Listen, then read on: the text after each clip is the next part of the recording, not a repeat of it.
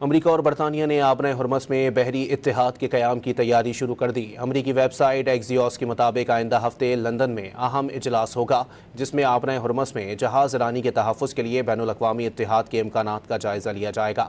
اجلاس میں مغربی ممالک کے خطے کے بعض ممالک کے وزرائے دفاع اور سینئر فوجی کمانڈرز کی شرکت کے امکانات ہیں۔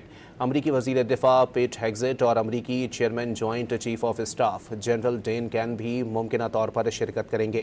ایکزیوس کے مطابق واشنگٹن چاہتا ہے کہ اتحاد آبنائے ہرمز میں بارودی سرنگیں صاف کرنے والے جہاز، جنگی بحری بیڑے، ڈرونز اور دیگر فوجی ساز و سامان بھیجیں۔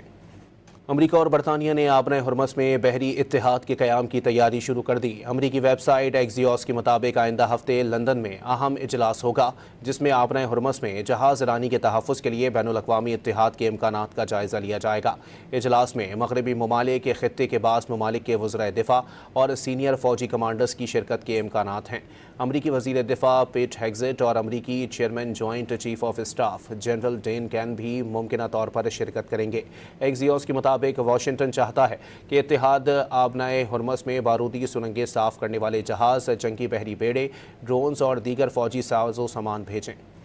امریکہ اور برطانیہ نے آبنۂ ہرمز میں بحری اتحاد کے قیام کی تیاری شروع کر دی۔ امریکی ویب سائٹ ایکزیوس کے مطابق آئندہ ہفتے لندن میں اہم اجلاس ہوگا جس میں آبنۂ ہرمز میں جہاز رانی کے تحفظ کے لیے بین الاقوامی اتحاد کے امکانات کا جائزہ لیا جائے گا۔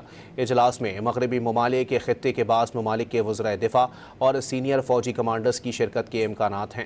امریکی وزیر دفاع پیٹ ہیگزیٹ اور امریکی chairman joint chief of staff general Dan Caine بھی ممکنہ طور پر شرکت کریں گے۔